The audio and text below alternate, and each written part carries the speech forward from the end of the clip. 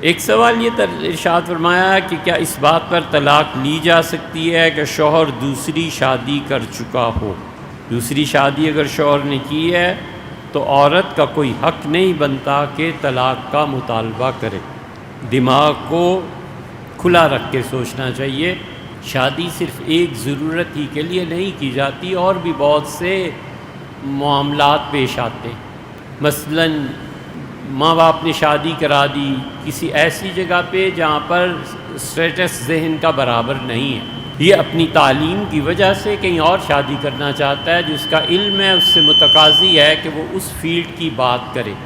مثلاً بچے اس کے ہو گئے اور یہ کہتا ہے کہ یہ ماں جو ہے ان کی اصل یہ پڑھی لکھی نہیں ہے، مجھے کوئی پڑھی لکھی ماں چاہیے جو میرے بچوں کی تربیت کر سکے، اور بہت سے اسباب اور وجوہ ہوتے ہیں۔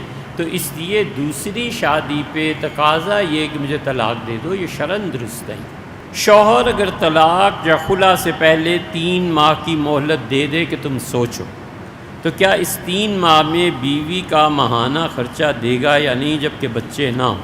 تو دیکھیں، دوسری شادی پر اگر وہ کہہ دے یا کسی بھی وجہ سے کہہ دے کہ 3 ماہ تک آپ سوچ لیں، تو وہ خاتون ابھی اس کے نکاح میں ہے نا، تو جو بھی اس کا ماہانہ خرچہ ہے یہ چیزیں اسے کیسے محروم کیا جا سکتا ہے؟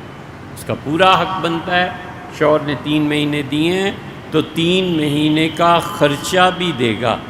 جب تک شوہر طلاق نہ دے تو بیوی کا خرچہ شوہر کے ذمے رہتا ہے۔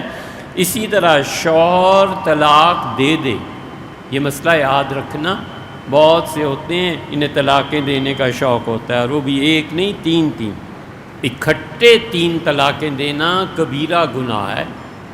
شراب سے توبہ یاد آتی ہے، چوری سے توبہ یاد آتی ہے، یہ بیوی کے جو حقوق سلب کرتا ہے، یہ جو خدا کو جواب دینا ہے حقوق العباد کا، کیا کرے گا؟ اللہ نے بس یہ کہا نماز پڑھو، آگے چلا گیا۔ اللہ نے کہا فلاں فلاں وقت میں نماز پڑھ لیا کرو، بس۔ اور جب انسانوں کے حقوق آئے ہیں تو ایک قرض اسے لکھنا، گواہی دینا، بنانا، پوری ایک لمبی آیت کریمہ نازل کی۔ اللہ تعالیٰ نے زکوٰۃ کا ذکر فرمایا تو 4 جگہ پہ۔ اللہ نے اپنے حقوق کا اتنا تفصیلی تذکرہ قرآن میں نہیں کیا جتنا انسانوں کے حقوق کا کیا۔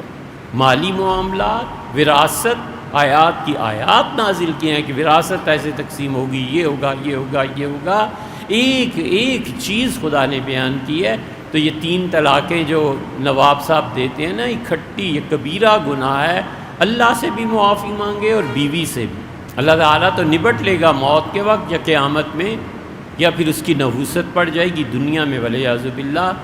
بیوی جو ہے نا اس سے بھی معافی مانگنا ضروری ہے۔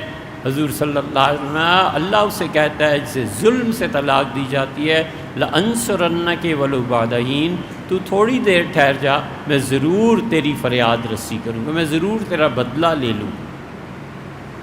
اس لیے اگر شوہر 3 طلاقیں دے یا طلاق دے دے تو اب پہلا بیوی کا حق یہ ہے کہ وہ شوہر کے گھر میں عدت گزارے، پیسے دے گا، جتنے مہینے بھی عدت کے گزریں گے وہیں گزارے گی، سسرال والے اسے گھر نہیں بھیج سکتے۔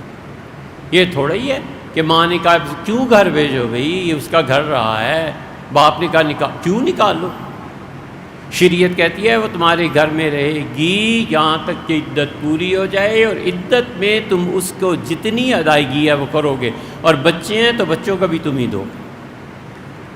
اور شوہر کہہ دے کہ والدین کے گھر عدت گزارے اور وہ راضی ہو جائے تو بھی پھر پیسے وہاں بھجوانے ہیں سسرال کو، اور ماں کو بھی پھر بتا دے کہ امی اتنا خرچہ ہر مہینے بھجواتا ہوں، پھر دیکھو کیسی آگ لگتی ہے۔ یہ سب ہماری سوسائٹی کا بگاڑ ہے، یہ سب ہمارے تعصبات ہیں، یہ سب اسلام کا چہرہ بگاڑنے کی تصویریں ہیں جس پہ لوگ مذاق اڑاتے ہیں۔ یاد رکھو، عدت کے بعد شوہر نے کہہ دیا کہ آپ اپنے گھر چلے جائیے، تو جتنی عدت ہے شوہر کے ذمے خرچہ واجب ہے، اس لیے کہ وہ عدت پوری ہوگی تو دوسرا نکاح کرے گی نا۔ اب عدت کے دوران بیچاری کیا کرے گی؟ ماں باپ پہ بوجھ تھوڑا ہی بننا۔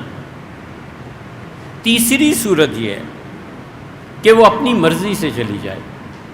شوہر نے 2 پہلی صورتیں رکھی، اس کے باوجود اس نے شوہر کی نافرمانی کی، اس نے کہا میں جاتی ہوں، اب شوہر کے ذمے کچھ نہیں ہے، اس لیے کہ اس نے تو 2 اچھی چیزوں کی آفر کی تھی، نہیں ہوا اب نہ سے۔